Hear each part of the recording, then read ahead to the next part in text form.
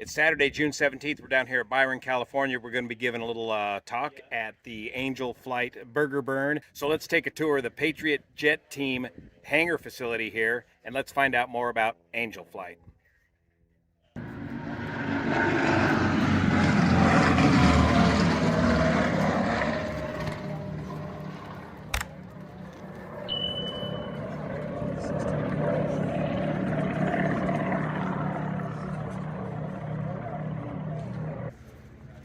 This is Corey Lovell, call sign Zippy, one of the Sukhoi pilots. As soon as he gets done checking out the Husky with Kellen, he's going to give us a tour of the hangar. Based in Byron, California, the Patriot Jet Team is the largest civilian jet aerobatic formation flying team in the Western Hemisphere. They have 9 L-39 jets, which they keep stored in this 35,000 square foot hangar in Byron. Besides air shows, the Patriot Jet Team was instrumental in the filming of the latest Top Gun Maverick movie. Another thing the Patriot Jet Team does is they have this big STEM program for local schools. It's like a classroom and a whole bunch of simulators where they get the youths of the local area in here involved in aviation. And this is like a full-blown aviation school program. Well, you got to do your obligatory roll on takeoff.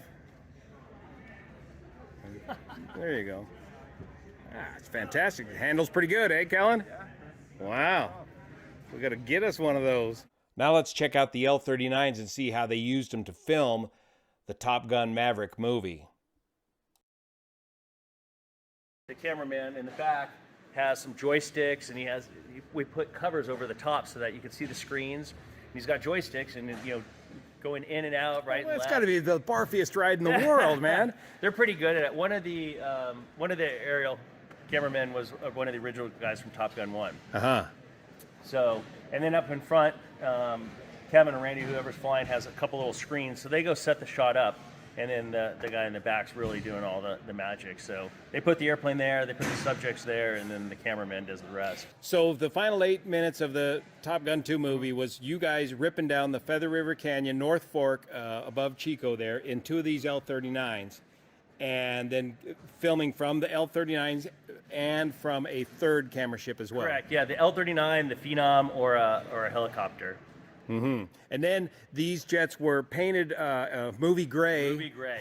That didn't put targets on them, so there's little targets on the sides and on the top and bottom of the wings, and so that they can line 3D models over them of the F-14 or the Su-57. So that's how these jets got transformed into those two jets. Yep. So it's not CG, it's real live flying. Live flying with CG with different airplanes over it. Which was an insisting point of Tom Cruise the whole time with the movie. He wanted it as realistic as possible. But that's you guys in these jets doing that flying. Wow.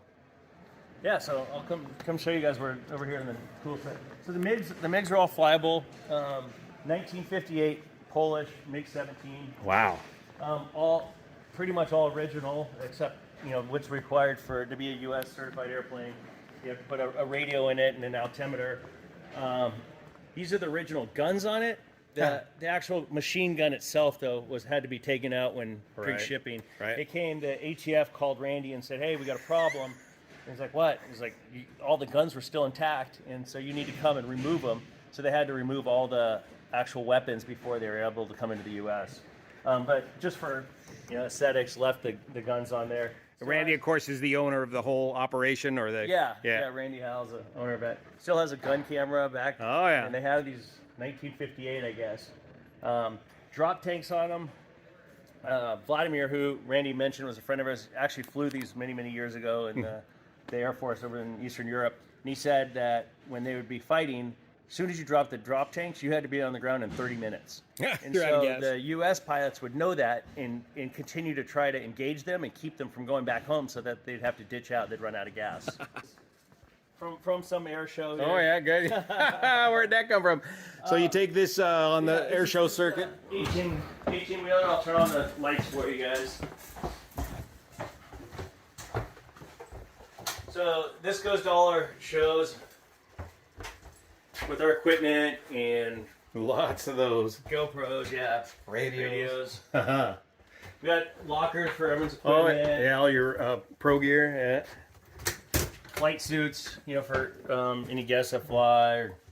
And then we have a briefing room. Oh, good. A quiet briefing room where you can brief and debrief. Yeah. Most air shows are super hot, out in the middle of nowhere. Yeah. And in the summertime. So we come in here, it's air conditioned. We have our briefing. So we'll brief ahead of time. Usually a couple hours before the show we do the brief. And then we go out and go do whatever, you know, talk to people and stuff. And then about 45 minutes before the show, we get together and we walk through that in front of the jets. Everyone shakes hands and goes out and flies it. All our performances are videoed. And so then we come back in here and we debrief. Debrief the whole thing. It also thing. has the audio into the camera as well. So you can hear the calls. You go, hey, you missed a call. You made the wrong call, whatever it might be. But sometimes if we have a good flight, you know, the debriefs are pretty short. Bad flight, it could be 2 hours of debrief. That's right. The idea is to make us better. Every single flight, you get better and better so that things don't happen again. Because all you guys are former military demo team pilots for the most part? We have... So I didn't fly I don't fly on the team. I just fly the Suit Boys with Randy. I'm typed in the L-39, but we have 2 former Blue Angels, 2 former Thunderbirds. We used to have a Canadian Snowbird, but scratch, so he does the T-33s if you see him out there with Gray Collier. And then Randy, former United guy, John Pawson, former United guy, and then our number 2 pilot's an Alaskan Bush pilot. Oh, wow. Yeah. Great. So, Great mix. Yeah. And how's it looking for this year's season? So we have Fleet Week coming up. I think we have another air show on July 3rd out at Venice Island for a duck club. We're having a big 4th of July party. That's a pretty prosperous duck club. Yeah. And then we have Fleet Week. And then we might do Nellis. I'm not sure. Cool. Yeah. Good. We're looking for sponsors. I mean, obviously, it's all about sponsorships. Oh, yeah. Stellant does military bases. They do a bunch of military equipment. So, you know, if they go, hey, we want you to do Nellis or Miramar or whatever it might be. Boom, you're on. Good, yeah. Great. Yeah, so I'll show you over here. So this is anything we might need. This has it. Like this goes when they're shooting Top Gun. This would go everywhere because the jet would always come home if this is here. It has everything you could possibly need on it. This is where all our maintenance is done. So we have. I'll show you guys all the tools. We have all our tools here. So rather than bringing tools across all the hangars, you know, we have a lot of guys that work for the airlines, and so everything's tagged. And at the end of the day, we have work parties. People are volunteers. So every Tuesday and Wednesday when people come, they do work. They're different jobs, but all the tools need to be checked back in. So that way something's not left up in an airplane somewhere. That's right. And if there's a tool gone, then we all go look for it until we can find it. So, but bringing them down here, have access to the tools, and we just rotate them through.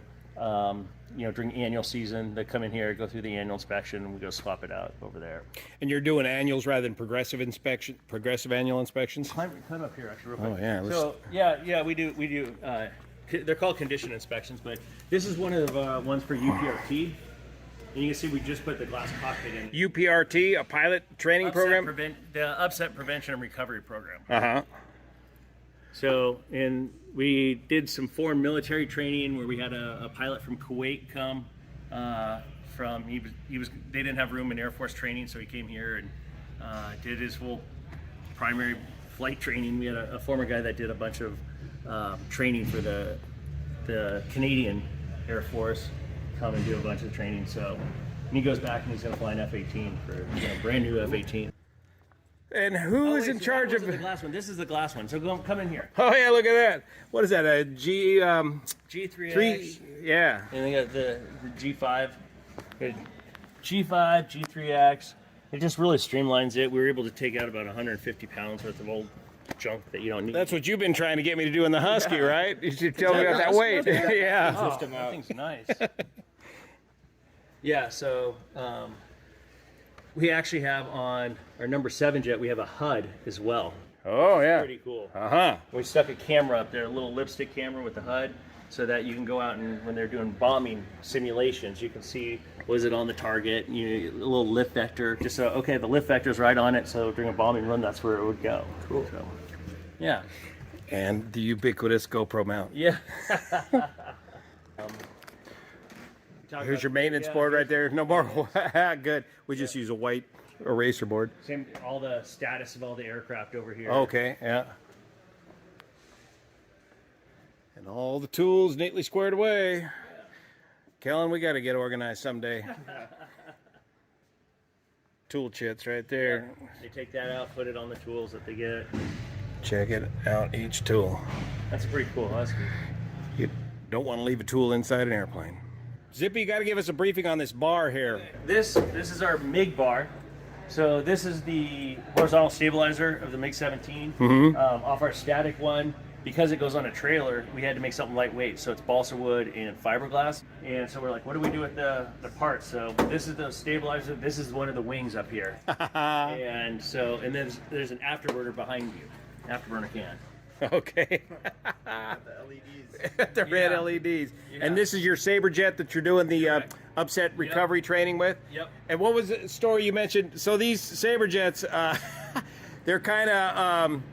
They're not stage 3 compliant with noise. for noise. Really loud. So they're easy to get a hold of under LOTA? Well, so if you needed to bring one, it would have to be into experimental. In order to use it for experimental, you'd have to have some sort of use case. And since we use it for the upset training, we then added it to our LOTA so we can operate it. We obviously don't go into noise-sensitive airports and places where we're going to get complaints. We fly it out of here, Byron, typically, or to an air show, to and from an air show where there's a bunch of military jets going in. So for the cost of some back parking fees and some jet fuel, you can pick one of these Pick one up. up. Yep. Some people went and put hush kits on them, or there's the Sabre 65 is pretty popular. It's got turbofan engines. These are turbojet engines. Nice and loud. This is Randy's son at 8 years old soloing on ultralight. Oh boy. So they were doing a Nickelodeon episode of things, and everyone's all excited. And then a few months later, an article came out in a magazine about the worst parents in America. Randy and Marie made because they let their son fly an ultralight. So, Great. Well, even bad publicity is publicity. Yeah, exactly. They're like, wait a minute. We're good parents. So, here's the James Corden sign when he's like flying with. Oh yeah, Cruise. that's the one in the video. Yeah. Good. Here's your stick models for doing your formation talks. Here's your other lounge. We sort of took various pictures and photoshopped it together to a single image. So when we do ground school, we can talk about what the cockpit is, what all the switches are of it. So it's actually a pretty easy airplane to fly. You just need to learn what all these switches do. A lot of them are inoperative, but you need to know what the ones you're going to be using are. The hero walls. Randy got the Aero Club Crystal Eagle Award. Good. Oh, here's Intake. So this was Intake who flew the Canyon. He gets his own action That figure. was his own action figure, 2002. Good. So he said that saying yes has got him so many new opportunities in life. One of them was, hey, we need a Blue Angel to go, and they're working with Mattel or whoever it might be to create an action figure. He goes, sure, I'll go. And they went and measured them and decorated them and then made this action figure of them. So It's a doll. There he is. It's a doll. here's one of our. This is our number 4 pilot, Sticky. He's a former Thunderbird. And then this wall is all. These are all different photo shoots we've done that we've been involved in some way or another. So the photographers will send us pictures, and oftentimes people have really cool airplanes. They're like, hey, we need a couple of Patriot pilots to come do a photo shoot because we need to fly tight formation or do something that isn't part of your, if you own these airplanes, you're not going to go do knife edge. Right, in them, right. So those kind of things. This is a Fry 747 at Miramar down at a 50-foot pass. What's going on here? That looks a little low. That's this is for our movie waiver. So every year when we have the gala, you can get pictures with your car or your boat. And so this was the MiG racing a car down the runway. So we have a movie waiver which allows you to do that kind of thing. So it's all, they shut down the airport for a couple hours and we do it. This is part of your smoke system on the L-39s back here? Yep. So this is the vent. So having this right here, it's a turbofan engine, so it's only hot right in the core. So we have a misting system. The smoke oil comes in here, and it missed out right in the core there where it's hot and burns. This is for putting back pressure. So this is a vent, but it puts back pressure onto the system to help the smoke come out. So in the Top Gun movie, some of the things that you guys did was obviously the Feather River scene. Yep. And then you did the bit where you conditioned the actors to perform under 8G load. And what was the profile? 18,000 feet and then corkscrew down? 2,000 feet all the way down to about 3,000 feet. And then they'd have to rehearse their lines. Why they're pulling 6 to 8 Gs. And actually, you know, you get really good at it. People started in the extra 300, just doing aerobatics and getting used to it, and then moved to the jet. Obviously, the extra is less expensive to operate, and so getting used to aerobatics was the best way to go. Once you're there, then get into the jet and start doing practice on your lines. And that's all part of Tom Cruise's insistence on realism, and just, God, he must have put him through hell to do that. And then the Cine Jet was used for a bunch of different shots, a lot of filming with the F-18s out over the desert. So they use mainly the Cine Jet for all that, for chasing the F-18s. Instrumental in the filming of Top Gun. Another thing the Patriot Jet Team does is they have this big STEM program for local schools. It's like a classroom and a whole bunch of simulators where they get the youths of the local area in here involved in aviation. And this is like a full-blown aviation school program. We have a lot of instructors that volunteer their time to get students started, at least so it doesn't cost any money to come in here and get oriented with an airplane and figure out how to fly it. This is actually, this is a nice set. You can log instrument time with this and multi-time with it. So this is a great simulator. FAA approved for log and flight time. Yep. And so obviously when you're young, it's expensive to fly. So being able to use something like this for free and have an instructor for free really helps you to build time without having to pay for it. So, and then it also gets you really familiar with all the systems. So you go get in the airplane and your money's well spent because you know what you're doing. Learn there faster. Yep. And how do the kids get into this program? So we work with different schools. At any given time, I think we have about 120 to 150 different students that actually come here and do the programs. We also do a lot of outreach. So in order to get them, go to Patriots Jet, pjtf.org, and in there you can request information and reach out to us and get in the program. Yeah. Wow. Thanks for the tour, Zippy. No problem. We'll see you here. Yeah, all right. Thank you. Thanks. See you guys. I'm Josh Olson with Angel Flight West.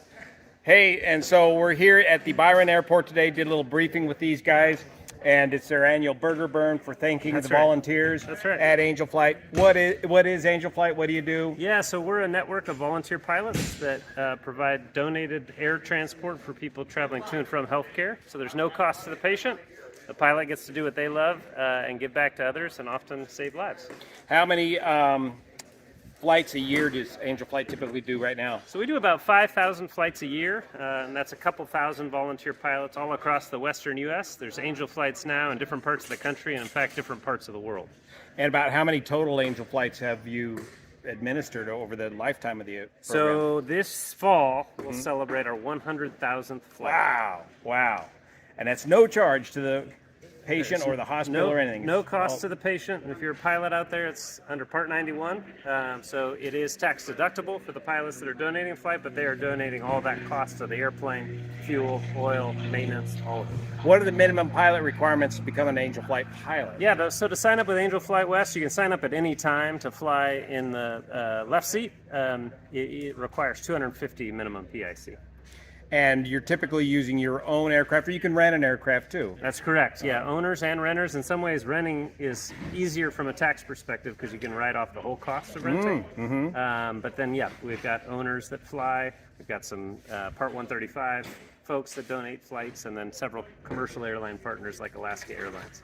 And then the whole thing is administered online. That's a big part of your job, and you organize like a whole schedule, and then you pick from a series of flights that are available online? Yeah, there's no requirements to fly. It's all posted online in an app, and it lists where the passenger is going to and from, what their illness is, what time they need to be there, what the weight and balance is, and then volunteer pilots just select those as they see fit, when they can do it, who they want to fly, where they want to fly, that kind of thing.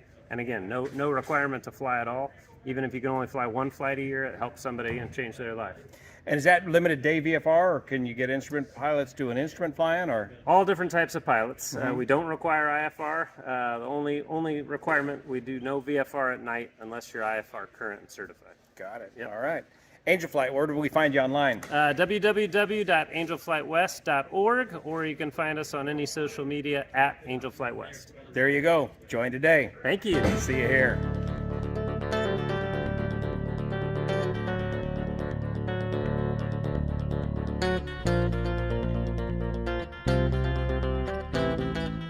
Debrief, checking out today's dailies from today's show with the Sukhois.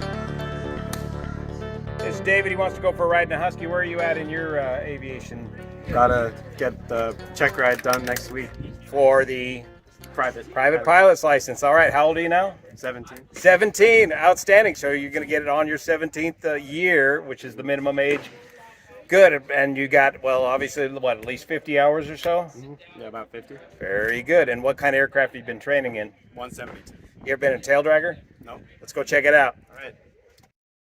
What'd you think? A little different? A lot different. That was amazing. Wake your feet up a little bit? Oh yeah. Good.